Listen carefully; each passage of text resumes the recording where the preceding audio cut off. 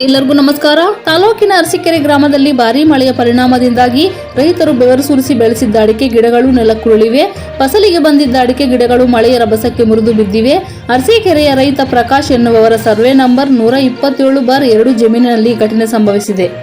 10-12 ವರ್ಷದಿಂದ ಬೆಳೆದು ಫಸಲಿಗೆ ಬಂದಿದ್ದ ಗಿಡಗಳು ಉರುಳಿ ಬಿದ್ದ ಪರಿಣಾಮ ಅಂದಾಜು 2 ಲಕ್ಷ ರೂಪಾಯಿನಷ್ಟು ನಷ್ಟ ಸಂಭವಿಸಿದೆ. ಹೀಗೆ ಇದೇ ಗ್ರಾಮದ ಹಲವು ರೈತರು ಬೆಳೆಸಿದ್ದ ಅಡಿಕೆ ಮರಗಳ ಪರಿಸ್ಥಿತಿಯೂ ಹೀಗೆ ಇದೆ. ಮಳೆ ಬಂದರೂ ರೈತರೇ ನಷ್ಟಕ್ಕೊಳಗಾಗುತ್ತಾರೆ, ಬರದೇ ಇದ್ದರೂ ರೈತರೇ ನಷ್ಟ ಅನುಭವಿಸುತ್ತಾರೆ. ರೈತರ ಗೋಳು ಮಾತ್ರ ಸರ್ಕಾರದ ಕಿವಿಗೆ ಕೇಳಿಸುವುದಿಲ್ಲವೆಂದು ರೈತರು ತಮ್ಮ ನೋವನ್ನು ವ್ಯಕ್ತಪಡಿಸಿದ್ದಾರೆ. ಈ ವಿಡಿಯೋ ಇಷ್ಟವಾದರೆ ಲೈಕ್ ಮಾಡಿ, ಶೇರ್ ಮಾಡಿ, ಕಾಮೆಂಟ್ ಮಾಡಿ, ಸಬ್ಸ್ಕ್ರೈಬ್ ಮಾಡಿ. Thank you for watching my channel.